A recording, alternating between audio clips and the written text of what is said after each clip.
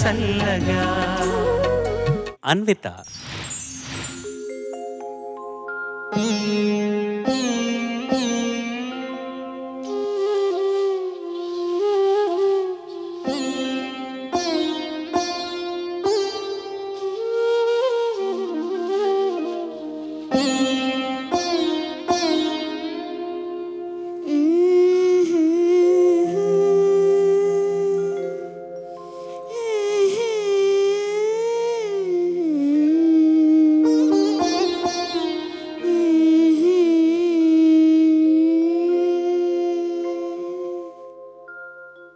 రామలాలి మేఘశ్యామలాలి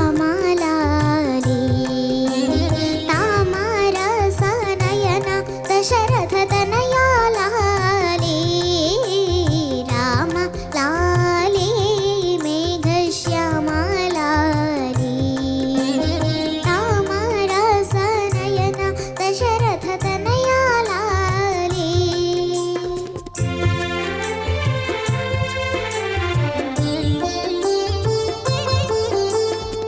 విల్లు పట్టిన రామన్న వెన్న తిన్న గోపన్న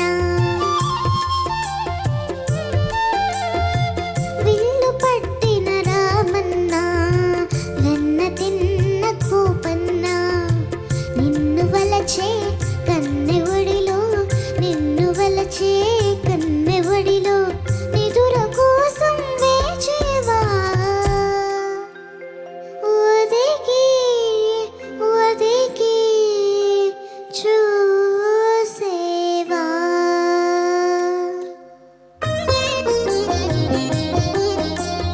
రామలాలి మేఘశ్యామలాలి తామరసనయన దశరథ తనయాలాలి.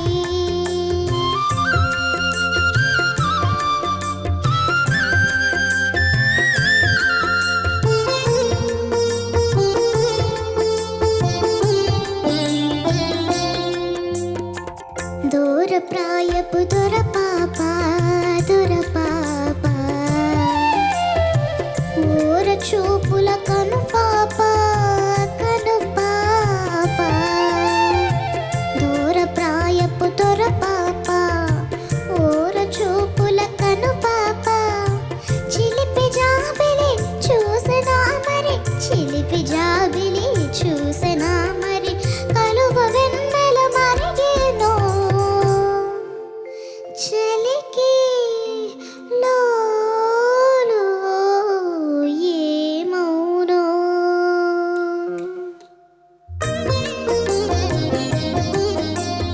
రామలాలి మేఘశ్యామలాలి తామరసనయన దశరథ తనయాలాలి రామలాలి మేఘశ్యామలాలి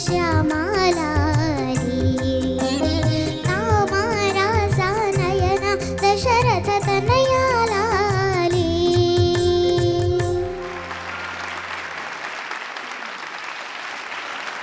కిరణ్ గారు. అన్విత, నమస్తే సార్. చాలా చక్కగా పాడావు. Thank you sir. ఎప్పుడైనా ఏదో ఆలయంలో పళ్ళ వరకు పాడుకోవచ్చు, చరణాలు ఇంట్లో. ఎందుకంటే చరణాలు అది వేరే సినిమా కోసం వేరే రకంగా రాసినవి కాబట్టి చిన్న గాత్రంలో గమకాలు ఇంకా అవి పలికి పలకనట్టుగా వస్తున్నాయి ముద్దు ముద్దుగా. రామలాలి మేఘ శ్యామలాలి. నీకు ఎలాగో సునీత గారు నేర్పడానికి ట్రై చేస్తారు, చెయ్యొద్దు ఎందుకంటే టూ ఎర్లీ. అవన్నీ వస్తాయి కాలక్రమేణా, ఆ గమకాలన్నీ వస్తాయి. బట్ ఆ వచ్చే సూచనలు ఇప్పుడు కనబడుతున్నాయి కాబట్టి చాలా చక్కగా పాడావు, అద్భుతంగా పాడావు. All the best to you. Thank you sir. Anvitha, నమస్తే మ్యామ్. నమస్కారం తల్లి. ఎంత పెద్ద సెటైర్ వేయించావు నువ్వు అసలు ఈ పాట పాడి. నేను నీకు కరెక్ట్ చేసేంత దాన్న చెప్పు. అంత గొప్పగా పాడితే ఎందుకు కరెక్ట్ చేస్తారు ఎవరైనా? ఎంత ధైర్యం అసలు! ఎంత బాగా పాడావో తల్లి. Thank you ma'am. చాలా అమాయకంగా, స్వచ్ఛంగా, లలితంగా ఎంత చక్కగా ఉందో నీ గాత్రంలో ఈ పాట. Thank you ma'am. ఇది కూడా ఎప్పుడు వినలేదు మనం కాంపిటీషన్లో. మొట్టమొదటిసారి పాడతా తీగ వేదికగా నువ్వు పాడడం, ఇంత చిన్న పాపాయి పాడడం అనేది చాలా గొప్ప విషయం. సో ఇలాంటి పాటలు నేర్చుకుంటున్నందుకు మీకు నేర్పిస్తున్న గురువులకి, మీ తల్లిదండ్రులకి మనస్ఫూర్తిగా ధన్యవాదాలు. Thank you ma'am. మా అన్విత, నమస్తే సార్. చాలా బాగా పాడావమ్మా. Thank you sir. చిన్నపిల్లలు ఒకసారి పెద్ద మాటలు మాట్లాడతారు. చాలా పెద్దవాడు అనుభవజ్ఞుడు మాట్లాడేట్టుగా మాట్లాడాడే అనిపిస్తుంది మనకి. అలా చిన్నపిల్లలు పెద్ద మాటలు మాట్లాడినట్టుగానే చిన్నపిల్లలు పెద్ద పాటలు పాడుతున్నారు ఇప్పుడు. ఆ పెద్ద పాటలు ఎలా పాడుతున్నారంటే పెద్దవాళ్ళలాగానే పాడేస్తున్నారు. అలా పాడింది ఈ పిల్ల.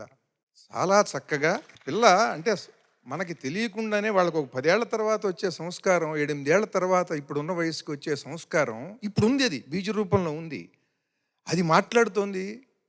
ఆ బీజ రూపంలో ఉన్న సంస్కారమే పాట పాడుతోంది కూడా.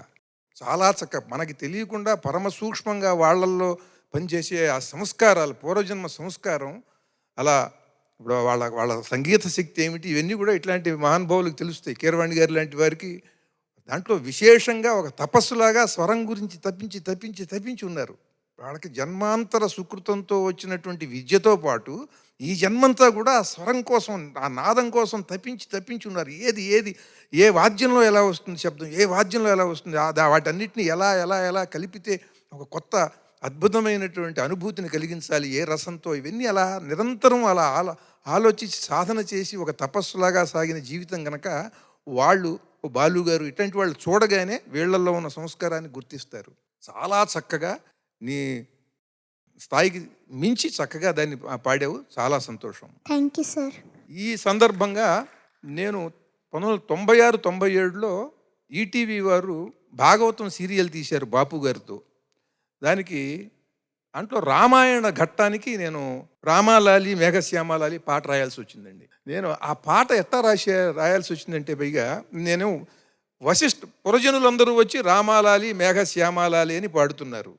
ఆ పిల్లవాడిని ముద్దు చేసి అలా బొగ్గలు చిదిమి ముద్దు పెట్టుకుని వెళుతున్నారు రాజబంధువులు, పురజనులు అందరూ.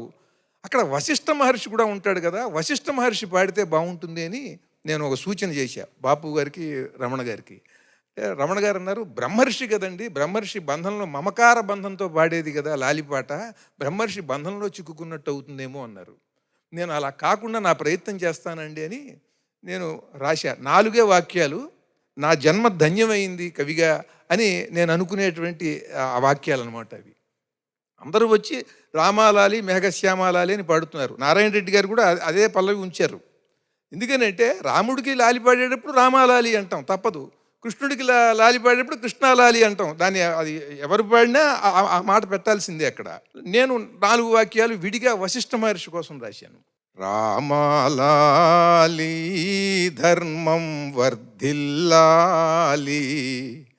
రామాలాలి శాంతి విలసిల్లాలి,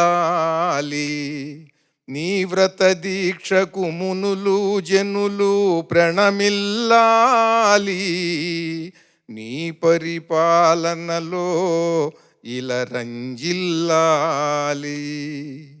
రామాలాలి ధర్మం వర్ధిల్లాలి, రామాలాలి శాంతి విలసిల్లాలి. ఇది ఈటీవీ వారి భాగవతంలో నేను రామజననం, సీతాజననం, వామన జననం, గరుత్మంత జననం ఇలా చాలా రాశా. ఈ సందర్భంగా మళ్ళీ వారి పాడుతా తీయగా వేదిక పైన దాన్ని ఈ లాలిపాటల ఈ కార్యక్రమంలో గుర్తు చేసుకుంటున్నాను. మరొక్కసారి ఈటీవీ వారికి ధన్యవాదాలు. ఇప్పుడు నీ ఫోటో చూడబోతున్నావు అనమాట, అంతేనా? నువ్వు కూడా ఏమైనా రచ్చ అల్లరి ఏమైనా చేసావా ఈ ఫొటోస్లో? గుర్తులేదు.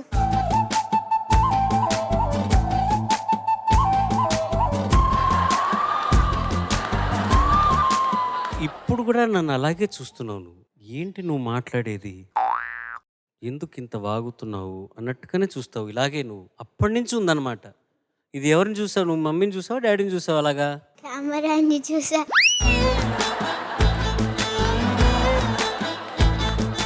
కెమెరాని. నెక్స్ట్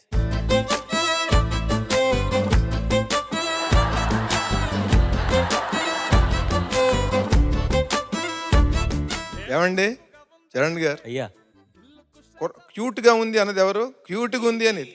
మీ ఫ్యూచర్ పండితుడండి అందుకే వాడు కవి అని నేను చెప్పాను. సార్. మీరు మరీ సార్ మీరు వాడు అందమైన పిల్ల కనిపించగానే క్యూట్గా ఉంది అన్నాడా? వాడు అనలేదా చెప్పండి? ఎవరన్నా అన్నారా అక్కడ?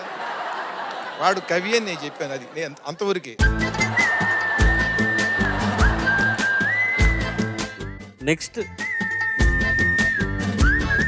ఫెంటాస్టిక్.